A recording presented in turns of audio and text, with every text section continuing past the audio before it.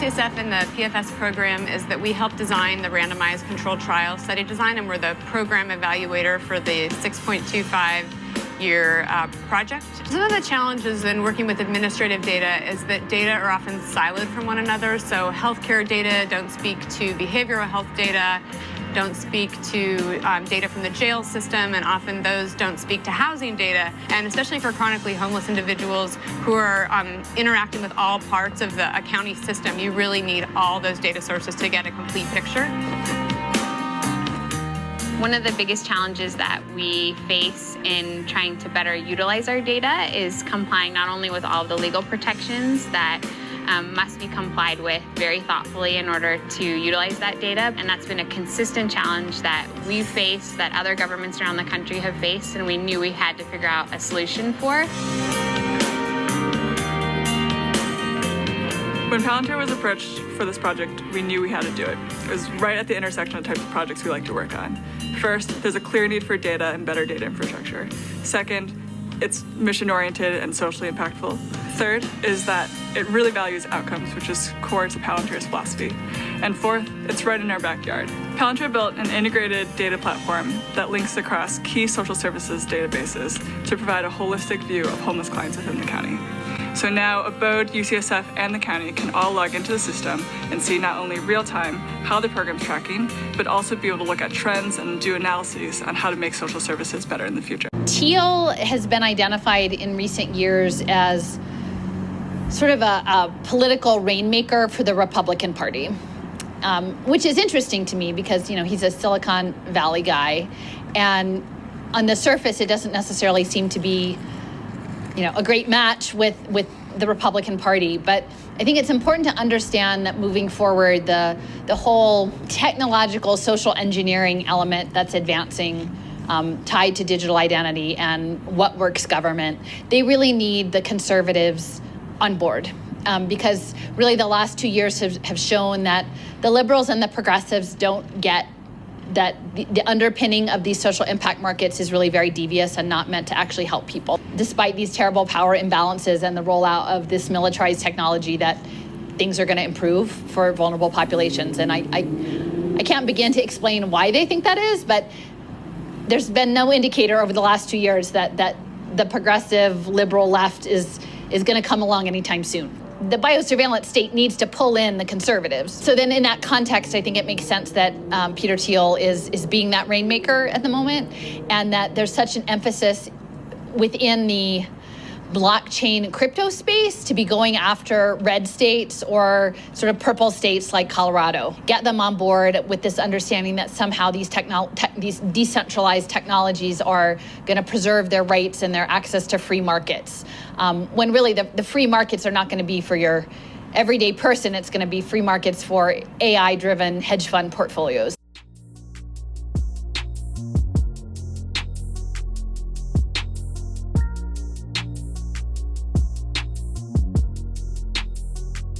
Welcome to What's Left, a weekly political discussion challenge in the mainstream left. I'm Eduardo Barca, the co-host, teacher, and socialist Andy Lipson. We are online at Whatsleftpodcast.com. You can find that link to our site in the episode notes. You can also find my personal social media handle as @Don Eduardo Barca on Instagram. Please subscribe, rate, review, turn on your notifications to any of our and share your favorite episode wherever you found this episode. We also have shirts, and you can contact us through our website as well. For that, Andy will deal with that. All right, I'm here from Mexico, and you are recording from Oakland, California. I'm back. I had a very sick, almost 2 weeks. Yeah. I was very, very sick, and I have no idea how to tell people what I was going through. I went to hospital, and I had so many tests runs on me and stuff, but I'm doing well. So forgive me for not having participated and canceling last minute with you, Andy. Oh, that's fine, Eduardo. You were, I don't know, it seemed like you were prepared to even record it or something like that, but you sounded really bad. So I didn't realize it was as serious as you were saying. So I'm just glad you're better, and I'm glad the hospital didn't kill you. Yeah. The last time I got sick the way that I did, I had food poisoning in California. You Do you know what it was? I think I ate at a very greasy spoon place, and it wasn't the best idea. And something told me it wasn't the best, but Okay. it was out in the very, very edges of where I live. Well, so it was some unhealthy food, which is an appropriate subject for today's. Very greasy food, which you can get anywhere. All right, let's do this. So, Andy, we are back, and now we are under a new election. We are under a new era, as President-elect Trump is the new pick, and we have. So I'm seeing just the influx of new people that are being selected for the administration. And amongst that, I think our audience and our medical freedom community's favorite. Why don't you introduce what we're talking about today? Because it's very relevant. There's major things going on in the war in Ukraine, right? Obviously, but I think this is actually probably the most important thing to talk about in light of what's happening to the freedom movement and its co-optation by the Trump campaign and by the ruling class. I think people who probably saw this opener for this saw Alison McDowell talk about. She showed us clips on data collection, and mind you, those clips I think are back from 2016 or 2017. They're about Palantir, they're about Peter Thiel, and they also document what she believed and about a massive array of data collection that's going on, even at that time, towards social impact investing, which we'll talk about today. And it's about politically corralling the right at that time. And she thought Peter Thiel was like you described him as the rainmaker. And I think Peter Thiel is a major factor in the Trump campaign. He is literally the boss of J.D. Vance. J.D. Vance's political career and economic career have been made by Peter Thiel. And so he is Peter Thiel. J.D. Vance will do whatever Peter Thiel tells him to do, and ultimately so will Trump. And Elon Musk and Silicon Valley feature into all this, and Palantir features into not just PayPal, but Operation Warp Speed, and even programs like Lavender, which we had talked about, the AI programs used in Israel. But what ultimately I want to, the title of this I think is going to be the MAHA Myth, the myth that Robert F. Kennedy Jr. Appointed to Health and Human Services is going to do anything good for us. And there's one way to talk about this, to talk about it as if it's a ruse, like that maybe he's just throwing him out there and he won't really be appointed or whatever. I think there's some elements of truth to that, but I want to talk about it through the lens of, let's imagine that actually Robert F. Kennedy Jr. is appointed to Health and Human Services. What happens then? And I think that's where this work that Alison McDowell has been doing for years, actually, and the exposure she made over the last year really is so meaningful, because I believe the story we're going to tell. And again, I think Alison tells a different story than I do, and I'm completely subject to her research. But as best I can follow her research, the story it leads me to tell is that all the things that we were worried about from the fourth industrial revolution that people were thinking about 2 or 3 years ago when COVID was hitting and stuff like that. Well, as it relates to the medical industry and environment and social impact investing, Robert F. Kennedy Jr. is going to bring all that. He's going to bring all this data collection and blockchain and tokenization and digital twinning and basically building the AI so that it can, in my opinion, it can control us, which is not a term that Alison, I think, would ultimately use, because I think she thinks something else is happening. I don't think she's happy about it, but I think she wouldn't talk about it in terms of necessarily control. But that's what's coming, and I want to talk about that. And that's what's coming if the best case scenario for MAHA takes place, which is RFK Jr. gets appointed to Health and Human Services, and he starts to do the things that he's promised to do. And so that's what I want to talk about today. So I'll leave it there, Eduardo. And then I've got so I want to see if you want to say anything, or I can go on. Right. I think people who are listening to this, especially from the medical freedom community, if they have any skepticism over our stance, they shouldn't be, because Elon Musk was had a lot of stake for the jab, and also invested, and so was very pro Operation Warp Speed.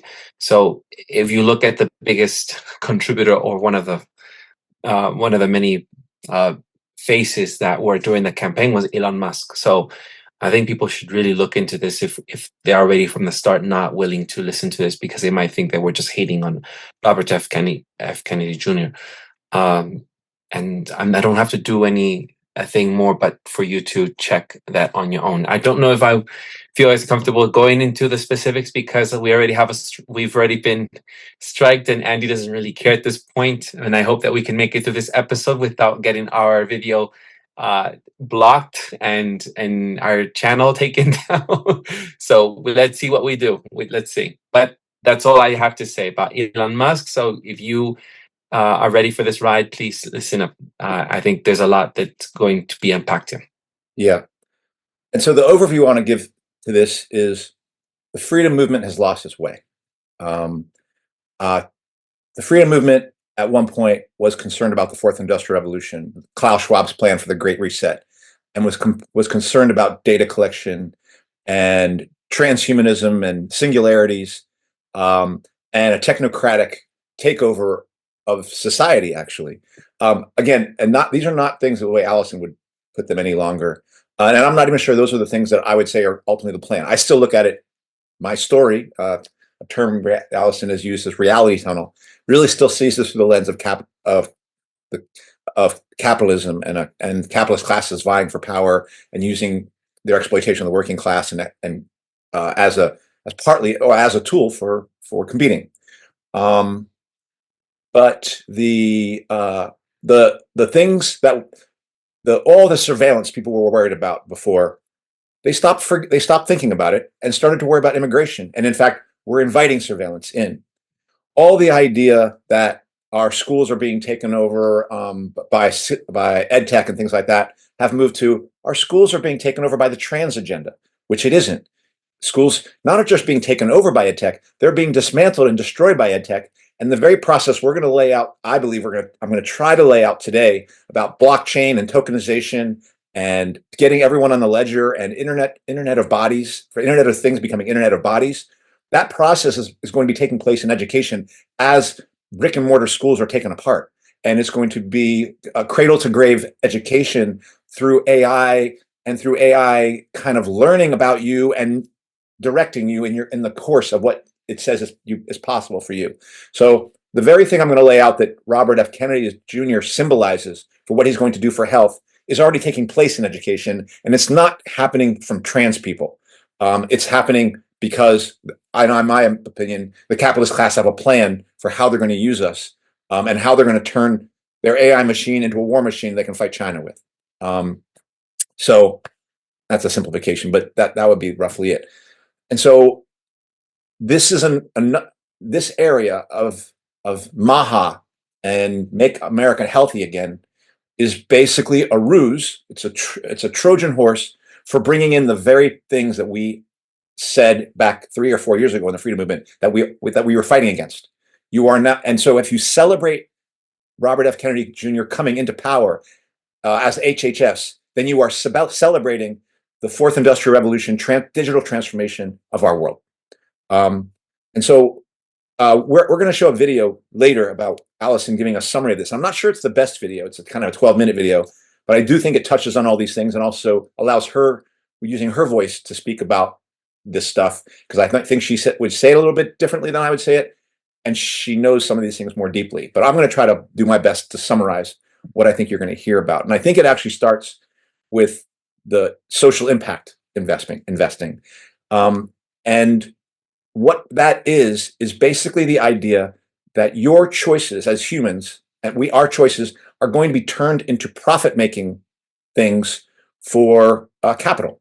And they're going to do that by tokenizing the choice, turning it into a credit of some sort, and making it so that the big hedge fund investors or the Wall Street, those major members in impact investing, are going to make money off of the idea of both predicting and directing your choices into making healthy choices or good education choices or good housing choices, all under the guise of personalizing things for you and saying you're being liberated. So we're creating a personal thing for you. But really what it is them making money off of your choices. And again, even if profits are good, there are still boundaries into which what you are being given is a corral to stay in, to walk in, and to operate in, and that corral is bounded by the profits of capital. As profits shrink, those boundaries will shrink and they will get smaller. But to do this requires massive data collection and massive data storage, and that's where blockchain features into this. And so blockchain is going to be another element of what, and RFK Jr. is a major proponent of blockchain on Bitcoin, but in other areas as well. And it's all about, in his case, it's all about collecting all your health data and getting it on a ledger so that so that the big investors can make profits off of it through tokenizing it and having you make healthy choices rather than unhealthy choices, and giving you kind of rewards for that versus the penalties you will get if you make unhealthy choices. People have been used to that through things like, if you remember, Eduardo, the sugar tax and things like that. We've kind of gotten used to things a little bit, but this is now really fine tuning it into the fine gradations of any choice you make in a supermarket, any choice you make about your health, about exercise. Like you should have worked out. You didn't work out on Wednesday. That you might take a hit for that. There might be some bad consequence that comes of you because you skipped workout on Wednesday when you're supposed to be doing your exercises on Monday, Wednesday, Friday. Those are just some of the features I think that Alison would talk about, but maybe not even the biggest ones, but those are ones that come up for me. But really what it means is if it's all going to be put on blockchain, it means that there's got to be a massive amount of data mining. And the data mining isn't just what you type or what you do or where you showed up at the hospital. It's ultimately going to be mediated through wearables, things that are actually monitoring what's on you and what you're doing. Monitoring your carbon outputs, monitoring your heart rate, monitoring your glucose levels and things like that. And that's all a feature of things that are going to be good for you. And one of the things I think Alison talks about is all these features are already happening. Some of these things we're talking about are already happening. They're happening in Israel, and they're happening to the homeless. They're going to be happening to illegal immigrants, and refugees. The dispossessed are already started on this plan, and it's kind of invisible to us, but that's where all these things are being play tested to be used for us. And Eduardo, you and I have talked about Palestine as a test bed for all the Fourth Industrial Revolution nonsense, and Israel as a major feature of implementing Fourth Industrial Revolution stuff. All this stuff we're talking about is not science fiction. It is actually already here. It's just a matter of how much do we allow. In this case, not just how much do we allow it, but understand this, that those of you who are excited about Robert F. Kennedy Jr. becoming HHS appointee, you are literally inviting it. You are asking for it. It's not just you're allowing it. You're literally asking for this attack on us to come forward in terms of the blockchain and the social impact investing.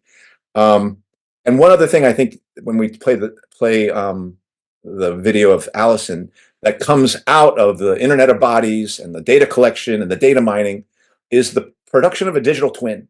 And we're going to have digital twins that are digital twins through health, digital twins through education, digital twins through finance. And really what it is AI reconstructing us on a digital form.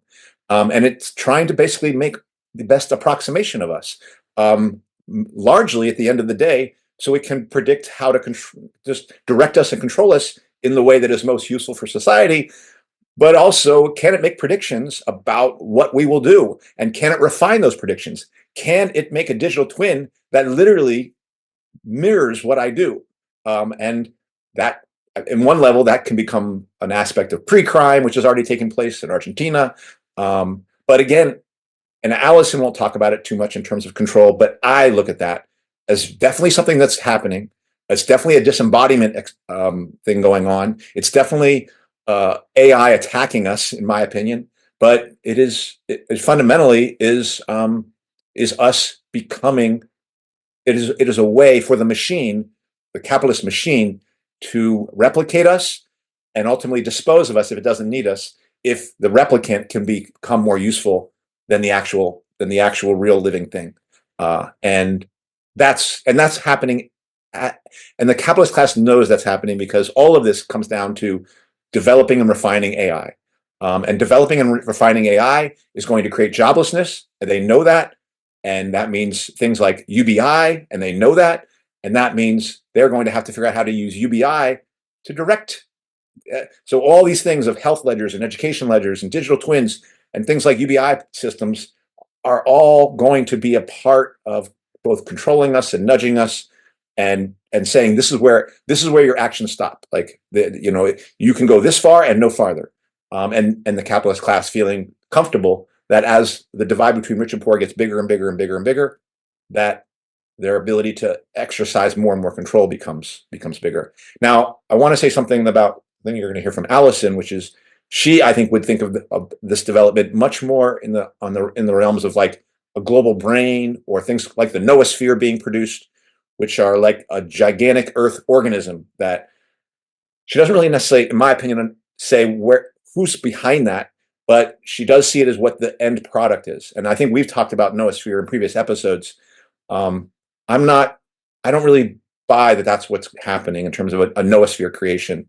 But because I think in the way we talked about it, Eduardo, we talked about it in terms of soft power and hard power, and noosphere development was much more a soft power way of control. And I just think hard power is where it's at. And I ultimately do believe that the digital twins, the AI, the blockchain, the social impact, the profits being driven out of that, tokenizing not just our actions, but tokenizing the environment, are all about big power competition and capitalist class competition that are going to play out and be played out through World War III. So that difference that I may have with Alison is not important, in my opinion. What is clear to me is that she is right on with what a danger it is for us to put our faith not in RFK Jr., but in the Republican Party, in the capitalist class. And when we think of RFK Jr. as somebody we can trust, they know that, and they're using our trust of him to literally drive in a program that if we would have told you this is coming 3 years ago, you would have run out the door saying, never, I don't want to be part of that. And now you're begging for it when you're begging for Robert F. Kennedy Jr.'s appointment. I guess I'll leave it. I'll leave that as my summary of it and see what I told Eduardo to question me along the way. So let's see what you have to say before we show Alison's part. Well, I mean, not anything in particular now. I guess just for clarity, people think of social impact investing as a positive thing. Normally, it's to target and to help under-resourced communities, and we've had a conversation about that with Alison when she was literally on our episode. But I don't know if you want to speak more to that before we move on, because it'll be said in the video. I mean, it is the lie that somehow the profit system can be directed towards helping people, and the profit system is directed towards making profits. So basically, it's a new way of turning people's actions into tokens that can be sold and speculated on. And you can make money if your speculation is right, and if your speculation is, and if you actually can direct people to do things that save society money. So that's in saving society money, or saving the capitalist money, saving it through the healthcare industry or the education industry. Your actions are being directed towards the idea of profit making for somebody else. So if you want to, not you, Eduardo, but if somebody wants to believe that somehow that's going to be turned into something good for you, I don't know what to tell you, because that thing is just somebody making money off of you, and it's going to become only more finely gradated as they get more and more specific in the information they get off of us, and each of those pieces of information gets turned into a token that can then be cashed in or turned into some currency on the market. And and then the best investors are the ones who are investing in companies that are able to get humans to do the things that are best for the system. And that's what the market will do, is produce companies that are good at controlling us. Yeah, that's put on the video. Okay. And one thing I want to say is, obviously we used to have Alison on our show, and we kind of had a parting of ways. We would welcome her on our show at any time, but I think she kind of got she got irritated with us for a few reasons that are really hers to speak to, and said, "No, Andy, I'm not going to be on What's Left anymore." But that doesn't change the fact that she's doing really good work, and at least in my opinion, and obviously both you and me, Eduardo, have been very influenced by her work, not just in the past, but maybe even today. So in showing this, I have done a little editing of it, just remove a few things. But I would want to say that what you're seeing is really you're now seeing the author of the work that I'm using to try to come up with my explanation for what's going on here. And so I really thought it was important for you just to hear her in her own words. And Eduardo, do you think you're going to want to pause it along the way, or are we just going to play it? We'll see. Okay. All right. So here it is. Sort of the first time I've chimed in since the news about RFK Jr. being appointed Health and Human Services Secretary. And I have a lot I could say about this. And I'm working on updating my map in terms of looking at the Making America Healthy Again platform. Again, I'm not saying that my analysis is necessarily the correct one. It's just I'm consistent with my analysis. My main focus has been, along with others that I've collaborated with, is about impact finance, social impact finance, right? Because that's where I came in the door long before the lockdowns, was about pay for success finance and data-driven investing and what works, evidence-based government. And that started, the tentacles of it, now that I understand more that it's connected to second-order cybernetics and complexity and autopoiesis, it starts back at least as early as the Macy conference, but really kicked off in a big way in around 2008 with Sir Ronald Cohen in the UK.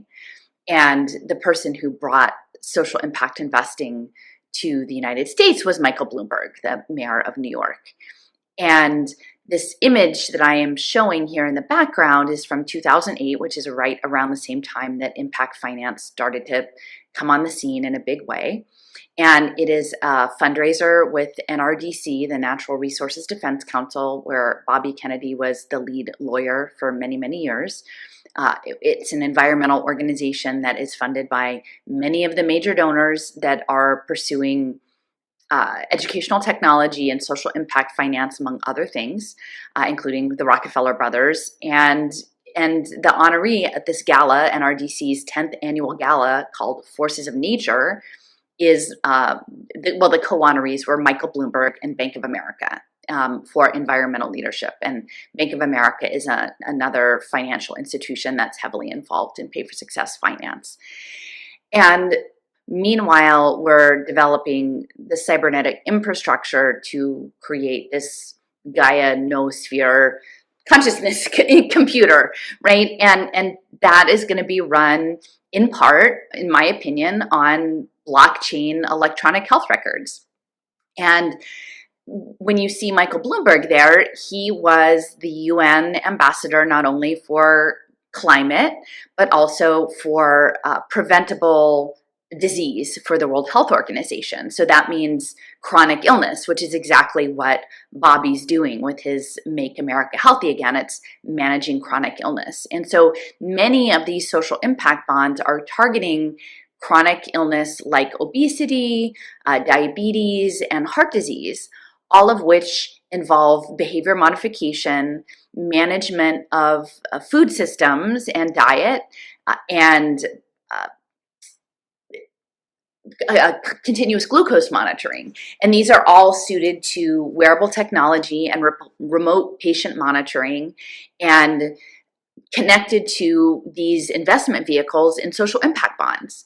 And this has been being set up for a very long time. In fact, I did a talk with CRG in the fall of 2021, I believe it was, maybe even earlier than that, where I essentially laid out, I said, in the future, in the not too distant future, my conjecture is that we will get single payer Medicare and everyone will get a health savings account, and it will all be on blockchain, electronic health records, again, promoted by Zeke Emanuel, who's tied to Penn, and people will be made available alternative health choices, and that will all go on blockchain. All of that data will go on blockchain, and these blockchain systems will essentially create the digital health twins.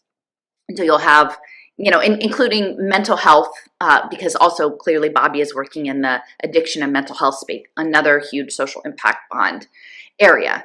And so this image of Kennedy and Bloomberg is central to everything I've been talking about, and Jason and Leo and Raul and Steffers and Sean and Lynn, and I mean, all of us for these many years, is that this is what's coming, is managed wellness under the banner of personalized health, remote monitoring, Internet of Things, blockchain records, digital twins, and optimization at a social level, and AI machine learning on this health data, which you can probably create a revenue stream on your health data, and that's where Nicole Shanahan comes in her AI machine learning.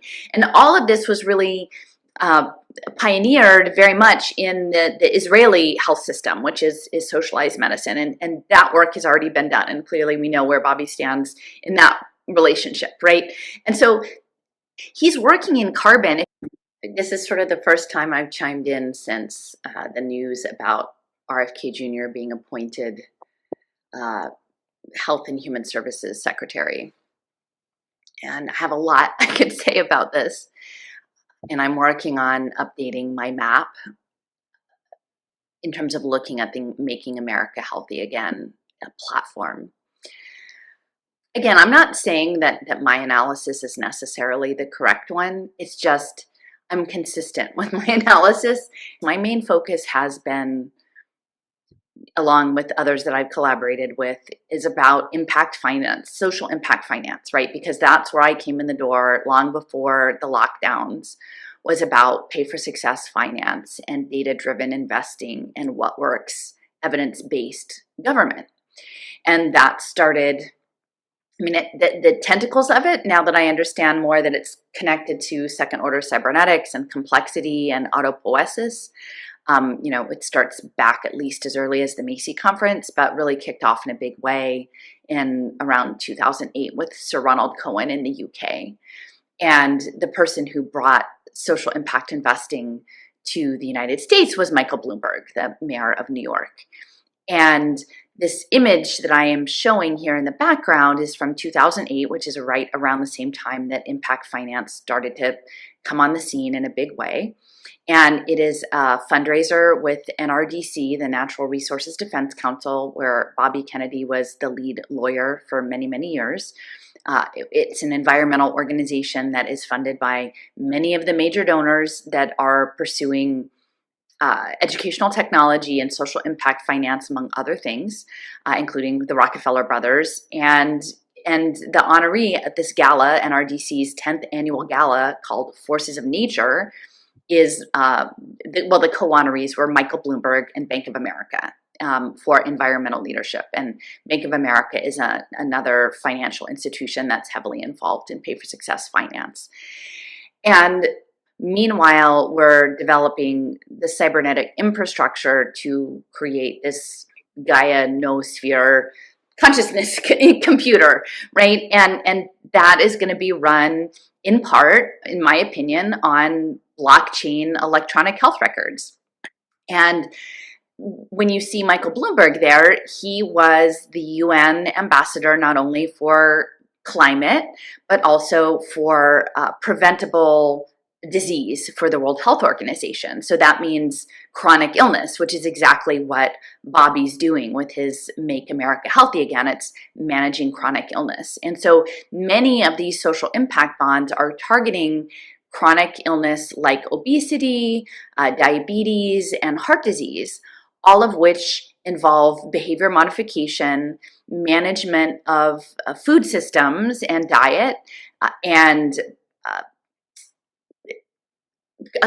continuous glucose monitoring. And these are all suited to wearable technology and remote patient monitoring, and connected to these investment vehicles in social impact bonds. And this has been being set up for a very long time. In fact, I did a talk with CRG in the fall of 2021, I believe it was, maybe even earlier than that, where I essentially laid out, I said, in the future, in the not too distant future, my conjecture is that we will get single payer Medicare, and everyone will get a health savings account, and it will all be on blockchain, electronic health records, again, promoted by Zeke Emanuel, who's tied to Penn, and people will be made available alternative health choices, and that will all go on blockchain. All of that data will go on blockchain, and these blockchain systems will essentially create the digital health twins. And so you'll have, including mental health, because also clearly Bobby is working in the addiction and mental health space, another huge social impact bond area. And so this image of Kennedy and Bloomberg is central to everything I've been talking about, and Jason and Leo and Raul and Steffers and Sean and Lynn, and I mean, all of us for these many years, is that this is what's coming, is managed wellness under the banner of personalized health, remote monitoring, Internet of Things, blockchain records, digital twins, and optimization at a social level, and AI machine learning on this health data, which you could probably create a revenue stream on your health data, and that's where Nicole Shanahan comes in her AI machine learning. And all of this was really pioneered very much in the Israeli health system, which is socialized medicine, and that work has already been done, and clearly we know where Bobby stands in that relationship, right? And so he's working in carbon. If you look at Make America Healthy Again, two of the platform things are regenerative agriculture, which is Nicole's soil health, right? And also environmental habitat protection. Well, again, I care about the environment, but that doesn't belong in a Make America Healthy Again environmental protection unless what you're looking at is tokenizing the environment and tokenizing us embedded within an environment, right? This goes back to the 70s and UNESCO and Man and the Environment. There's a signal. The embedment of us in our context is the signal that's all going on the permanent ledger for parsing all of our qualia, all of how we experience life from our perspective. And that's happening under the optimization of what works government, which is what Bloomberg pioneered. And again, he comes out of Johns Hopkins, which is, the first sort of public health hospital funded by the Rockefellers. And his focus is data analytics. And not to mention his European headquarters in the city of London on the top of a Mithraic temple.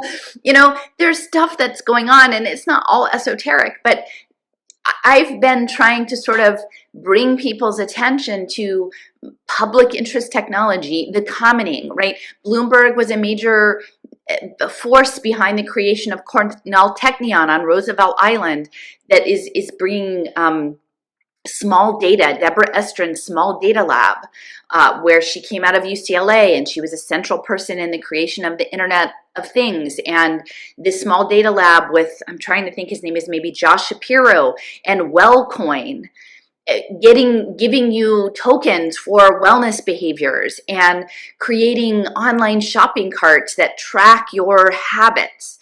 And again, not to control you like a puppet, but to feed into this complex emergent behavior, to put you on teams, to set up the social prescribing systems that are very central to these social impact bond systems. And now the social impact bonds have even extended to the elderly and to loneliness social impact bonds. And Robert Bosnak, the virtual reality Asclepian healing cave guy, protege of James Hillman and Soul Alchemy, he's working with his son on Attune Media, which is to give you AI chatbots to prevent loneliness, which would totally dovetail into all of the impact bond space. But no one's talking about that. No one's talking, very few people during the lockdowns ended up talking about Michael Bloomberg. You know, it's been a long time since I've talked about Michael Bloomberg, but I'd far more like to unpack this system of impact finance, social cybernetics, cyber-physical systems, the noosphere, right? The connection between Bobby and the San Patrignano model recovery centers and archetypal Jungian psychological treatment programs tied to soil and permaculture. These are all things I'd much rather talk about than, hey, can you tell me about Bobby and carbon biosensors, right? I'd rather talk about regen, right? And the Great Barrington Declaration and the Schumacher Institute and Lindisfarne and where things are coming from with Humanity Cash and community banking, right? All of the things that have been set up, Bitcoin as an evolutionary system, right? A human optimization system. These are all the things that the Bobby funded influencers have offered you on a silver platter, right? Here are the things to think about.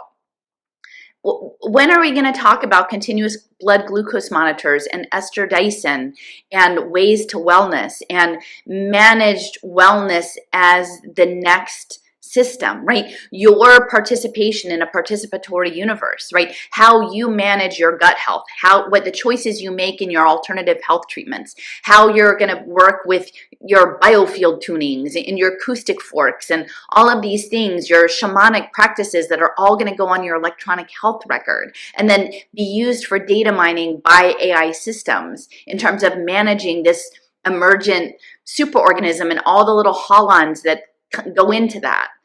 And so I can't hold your hand any more than what I'm doing. So I'm in the process of revisiting my prior work on Bobby and tokenization of the environment and, you know, again, his connections to Vantage Point Capital Partners and their investment in a lot of stuff around clean tech and the alt health space and the alternative energy spaces. And that's all going to be tokenized, right? But you don't need to frame it within a nano biosensor to make that important, right? The free markets and energy that Bobby was pushing have far more to do with the noosphere than a nano biosensor. You don't need that. And clearly that narrative is set up to have all of the alt health people sell you a protocol, a nutraceutical, something to help you detox from that, which is going to be just as compromising as all of the other stuff. So I don't know. There's no easy solution, but stuff like this, like managing your microbiome through food systems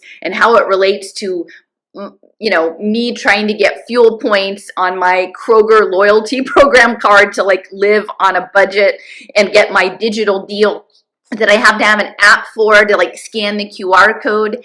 It's all of that, right? It's all of those boring ass things about like your grocery store app and, you know, Whole Foods and John Mackey and conscious capitalism and integral wisdom and the human potential movement, all these things that clearly nobody wants to talk about. So I'm just going to go off and make my own maps for my own personal insights and leave you with this image of Bobby and Bloomberg and have you think once again about impact finance and tokenization and those tokens not just being for some sort of carbon trading green narrative, but actually being the signal that coordinates the holons and the emergent tissues of this noetic superorganism that, in my opinion, is going to use our heart, our entrained hearts and our soul space to access the quantum field for some computational purpose, collective computational purpose in smart Gaia-opolis cities. You know, it's ridiculous. But there we have it, folks. Talk to you later. Bye-bye. All right. And boy, do we miss Alison McDowell and her maps. Yes, we do. True that. So any initial, or what are your first thoughts on that, Eduardo? Because I've been doing a lot of talking on this episode. Yeah, well, I mean, it's clear that, you know, there's been, there's another video that I recommend that Alison did as well, where she goes into depth about a little bit about Robert F. Kennedy Jr.'s background and their volunteerism in the Bronx, and it's targeting individuals who are on the poverty level. And that's what he's going to do, what Alison is saying, is going to use the welfare system. And right now, with this newly created job that he's going to, under the Trump administration, that's where we're heading. Because, I mean, who stands up for the homeless, as Alison was saying, or who stands up for the refugees in the other video that she said, or it's like all these things matter to us, because in the end, it's all the same thing. It comes back to us. And what they're trying to do with people to get off the street, or people, homeless folk, or undocumented individuals, is put them all on a ledger system, on the blockchain, to centralize, everyone. And that's as well with our, as she was saying, could potentially be with our single payer medical healthcare system. And I am afraid of that, because what we've been hearing, or what I think the medical freedom community wants or desires and trusts in, is that we're going to have this person finally, from the conspiracy blocked person online, and the person who's been championing anti-vax, more environmental friendly policies, who is an actual environmentalist lawyer, someone to go on the inside and try to change things for us, is like a Trojan horse, because we think that that's what's going to happen. But in reality, if we see the connections and in between Bobby and their and the venture capitalists who are trying to create these social impact investments, nothing is for free. Nothing is for our whole well-being and welfare, and for the best of us. I think it's naive to think that the government's going to ever try to think for our best interest. Yeah, and I want to make something. I think I've got this right in terms of what Alison comes from.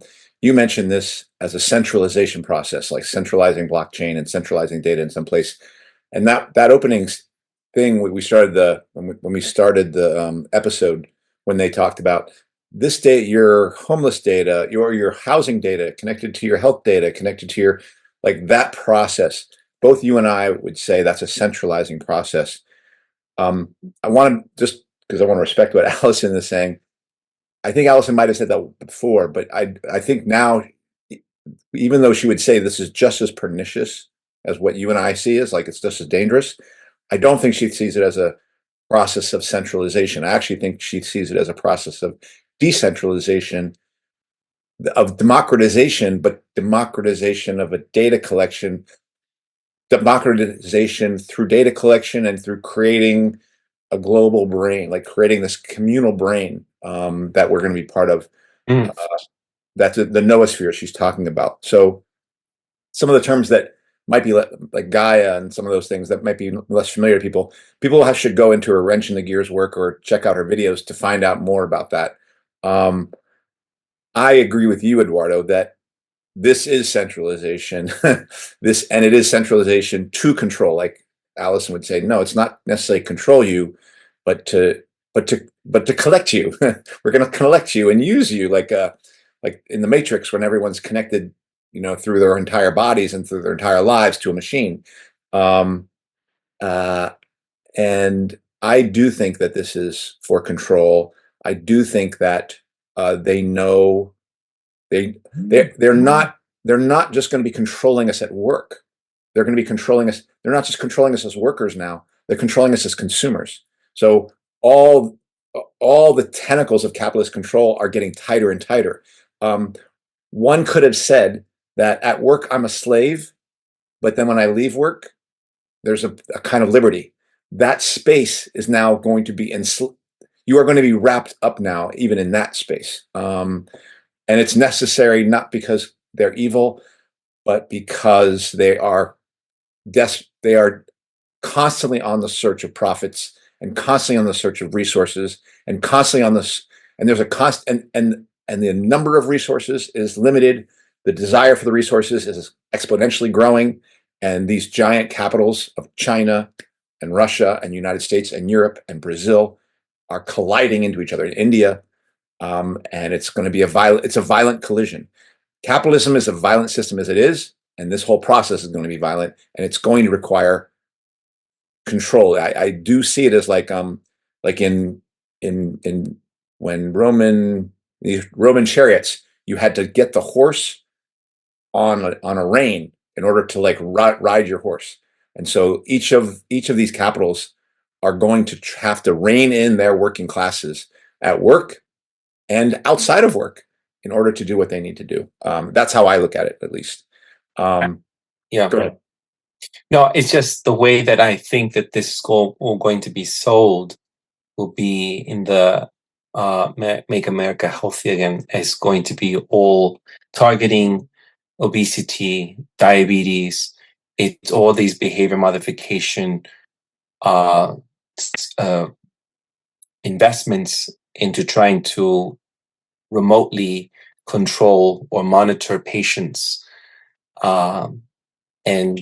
We have seen examples of this happen already, as she was saying, in Mexico as well, where like there were programs monitoring pregnant women, or we have seen as well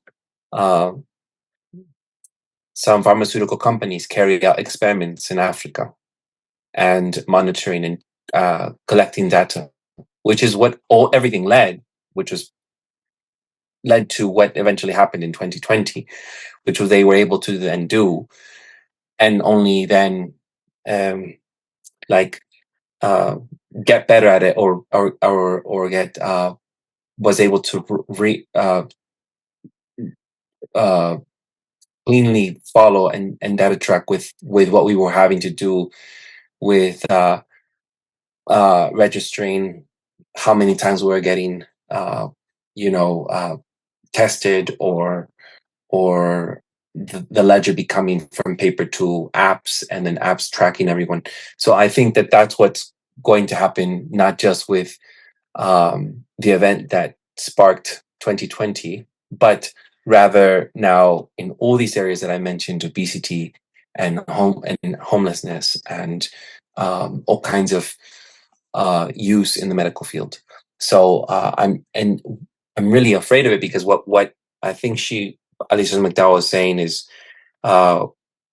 where they have already done similarly is if you look at, this is why I think with Michael Caine, it wasn't just a turf dispute, but rather what's happening in Israel with their medical field, the Israeli medical field, is with socialized medicine and what they have done and the advantages that they have done. If we look at the way they also monitored COVID, they were one of the first to be able to publish the results and statistics and data on what was happening, what was working, and what was not, amongst many nations. And why is that? Because their socialized medicine is so effective in data collection that is what we're trying to replicate here. And again, she mentioned the relationship or the admiration that Bobby has towards Israel, and it only seems likely that it will be replicated here as well, and creating digital IDs for us all. I don't. That's why I think you and I push back with what our conversation with Michael Caine is. It isn't just a turf or territory sort of conflict here. It is the lab hub of what is going to be used around the world. In my country, with the spyware, with surveillance technology, and borders, all kinds of borders around the world using it. And China is also another place where this is happening, as too, with credit systems. And I imagine that that's also going to happen with our system as well. Whereas if you do well, you'll have credit systems where you have good points. So there was something else I would like to look at regarding Alison. Maybe I'll include the clip where she mentioned about Mexico's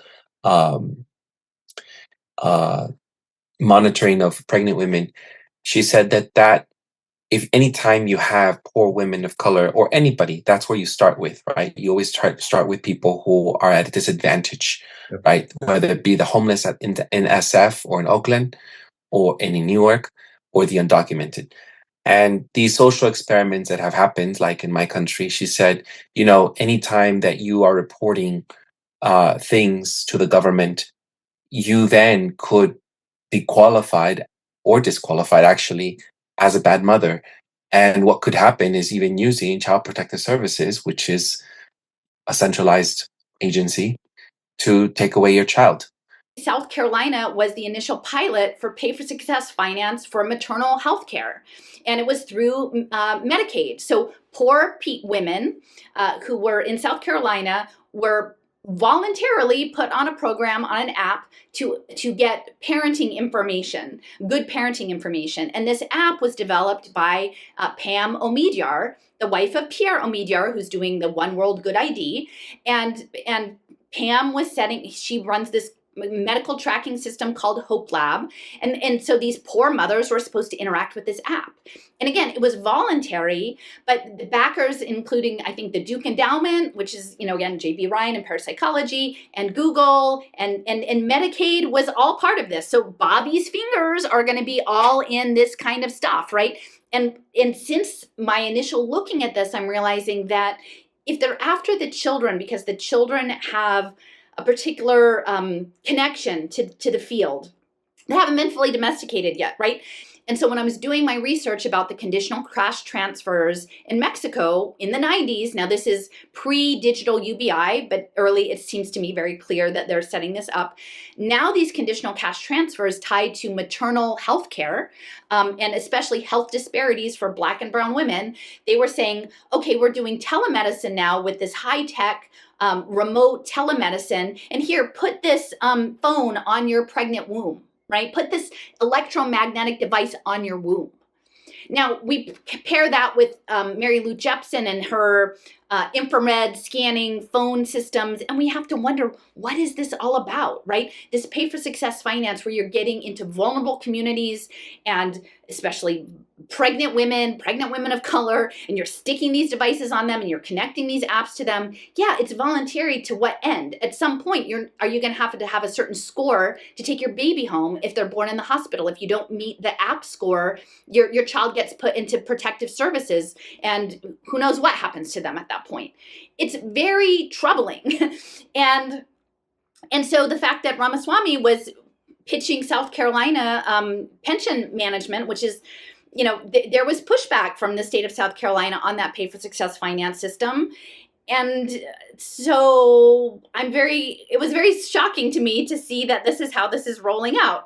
You had mentioned some time ago that you didn't actually agree or like Child Protective Services because of those very same reasons, that arbitrarily the government having that state control to take someone's child away as someone deems that they're not the right kind of parent, And we had this debate, I think, with Jessica when we were in the car together. Yeah. But I remember that. And what I guess now I'm coming to is that all of this way of monitoring remotely with telehealth and with new implementations using apps is a way to distract us and to surveillance us in the name of good. Oh, it's healthy, right? Like make America healthy again, right? This is all for your well-being. This is good. This is actually the best way to do. Who doesn't want to combat obesity? I even remember, and you mentioned, I smiled earlier when you, in the recording, when you talked about the soft drink tax. And, because I had at one point even thought years ago, I think it was only started 2018, how there was a implementation of a tax on like soft drinks or, junk food. And all that then can get exploited, right? All that can have an abuse of power when you're trying to curb or trying to monitor human behavior. So it is a slippery slope. And as of right now, I don't approve of that. I don't approve of that kind of government. I'm not for it, right? I'm not in agreement with it anymore. But anyhow, so these are all my thoughts as I was thinking about how much all this is coming into play with this administration in the future. Yeah. I want to talk about what I think is the framework for this fourth industrial revolution approach of health. People saw it during COVID. They are the experts. You don't know about your body. We will put something in you to make you better, to help you, and you can't decide because we know better than you. A data collection approach to health assumes that you don't know anything about your body, that somebody outside your body is going to know better because that data has been they've collected this data, they've assessed this data, they've made a decision about you and for you, and they're going to do something to you. Any person who's ever thought about or talked about health generally has said that the person who needs to be the most educated, or the person who's really in control in a healthy health relationship, if you will, the person who's in control of their health is the person whose body it is. They are the expert. They're the one who a doctor is supposed to ask questions about. What happened here? They're the person who knows what's going on with their body. And this entire approach, just like all these approaches in education, in finance, and are about making you the subject of the world, not the object acting in it. And that process is called alienation under capitalism. And this is a deeply, tragically alienated vision of health that they are pushing for us. And they're using this a trust person, a person that the right wing and the conservatives trusted. The liberals don't have to be worked with. Alison talked about this already in that early clip, because liberals fell for the fucking COVID thing. Like, they all bought in. They got in line. They thought it was socialism for the state to be injecting them with shit. So the people who have to get fooled, or the people who have to get brought in, and I would say the people that you now have to fool. You've already fooled the liberals. How do you fool the conservatives? You take a libertarian hero like this, and you get him to sell something that he is deeply bought into. He is deeply bought into not just this blockchain and Bitcoin, but the Israeli model of social services, and that's what he's an advocate for, and that's what Klaus Schwab is an advocate for, and that's what the Fourth Industrial Revolution is an advocate for, and that's what the Great Reset is an advocate for. So, one thing I saw, I don't know if you noticed, but in the clip that Alison was showing that. Did you notice the date on the picture when that picture was taken with him in Bloomberg? I think it was 2018. Yeah, but do you know what date it was? No, I didn't see it. April 1st. April Fool's Day. And I don't know. I was thinking about this. I guess people should look at that picture again and ask yourself, who's the fool? Is Michael Bloomberg the fool? Is he getting played here? Is RFK Jr. the fool? Is Michael Bloomberg playing him? Or are we the fool as we look at that picture and think, oh, here we come. I want RFK Jr. as my HSSS person. For me, we're the fool. And we got to wake up, because we've already been put to sleep 4 years ago. And now the same people who were awakened in 2020 are now going right back to sleep around these questions. And it's tragic. And it's going to mean that we have less control of our future, because that's the plan, in my opinion. So don't invite this, don't support this, fight it, don't comply, say no, all that stuff to whatever Trump is saying, to whatever RFK Jr. is saying, to whatever the government is saying, to whatever these corporations are saying, because they are not your friend. They're not trying to help you. They think poor people are little playthings, and they're modeling what they do with them to do it to people who right now might be not as poor as them. This use of homeless people and people in addiction, which is going to be with Bobby's, wellness centers, mental addiction treatment centers, and mental health treatment centers. This is totally aligned with what Palantir is setting up. This is why Thiel and Vance and Trump and Bobby, they're part of this whole other story, which is a cybernetic public investment story that's public, running on public-private partnerships, to create this biohybrid network system. And the first people on board will be vulnerable populations, right? Head Start kids, many Black and brown kids, right? Kids in public school up to grade 3, early childhood education, these impact bonds.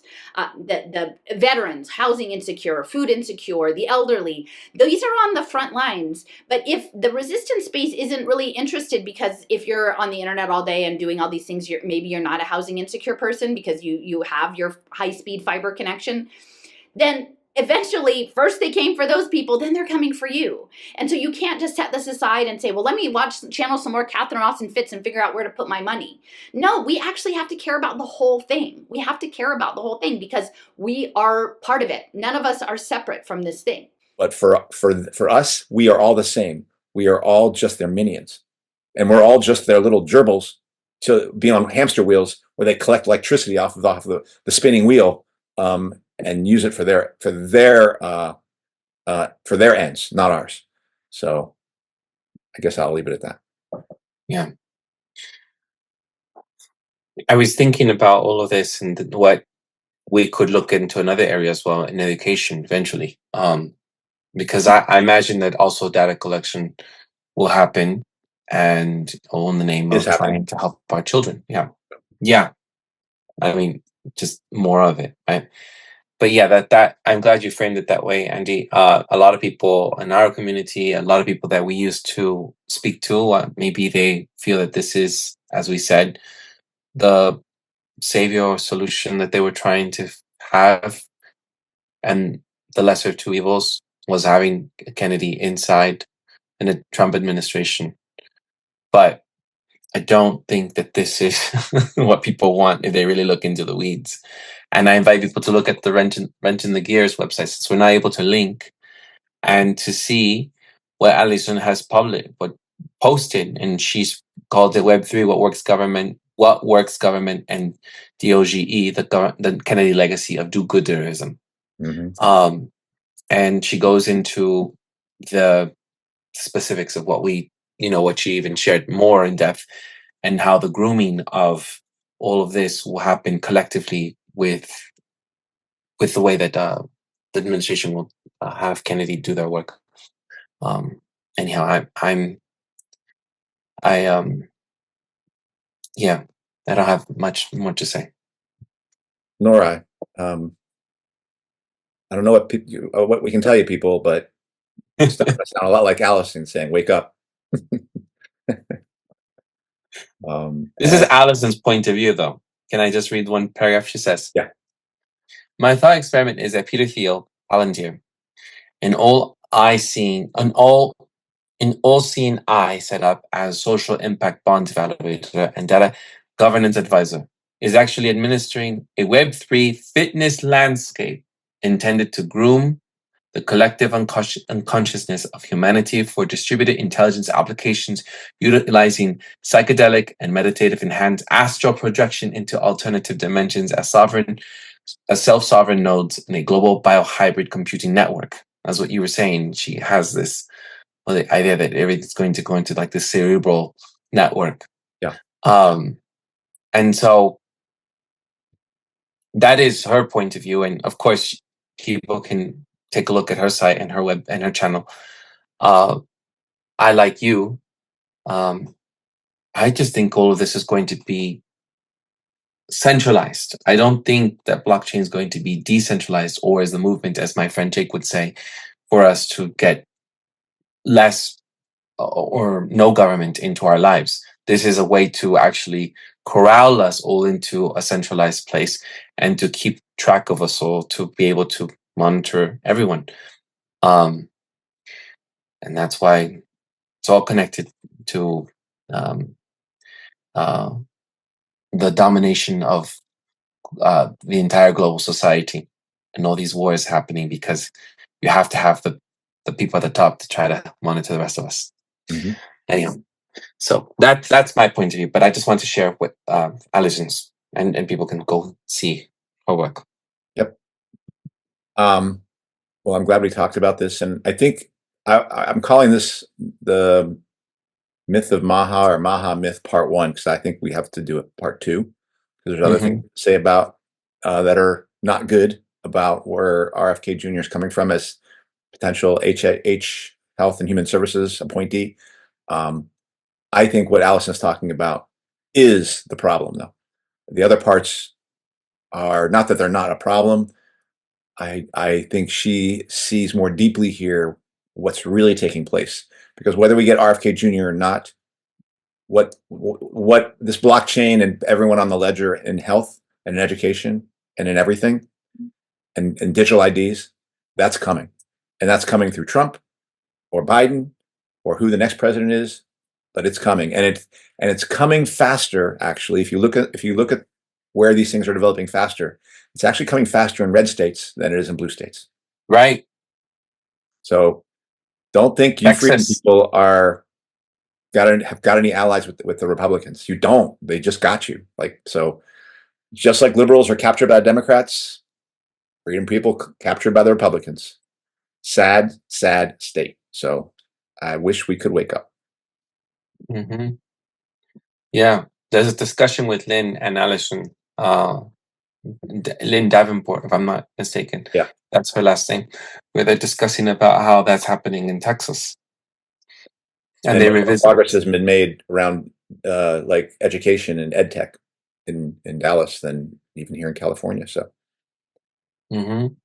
So yeah. Yeah. So we invite folks to look at that. Yep. With Alison, if people want to delve. And I think we're going to talk about some of that stuff at the very least with Jake. John Klizek? John Klizek, yeah. What did specifically? I guess I missed it. He is hoping to talk more about education and what he sees coming with Trump. That makes sense. Yeah, because it's going to be in all areas. That does it for this week's episode. What's Left is a weekly political podcast / channel challenge in the mainstream left. We post information about our topics and our guests on the episode notes where you found this episode or on our blog at whatsleftpodcast.com. You can find past episodes to this podcast / channel there and connect with us. I remind folks, if you like anything I've heard here, please subscribe, rate, review, turn on your notifications to any of our platforms on Spotify, iTunes podcast. It should see YouTube, Rumble, or Telegram. You can find our blog in any of those links in the episode notes where you found this episode. If you would like to give us feedback about something you've heard or suggest something for us to cover, contact us through our blog. We have had that, and we are going to cover in the future episodes some of the people who have contacted us. So check that out. So that's why I'm saying if there's something you've heard or suggest something for us to cover, contact us through our blog, and Andy will answer you and forward it to me. I'm Eduardo Varca, the co-host, Andy Lipson. Thank you all for listening. We'll see you in the next episode. Ciao.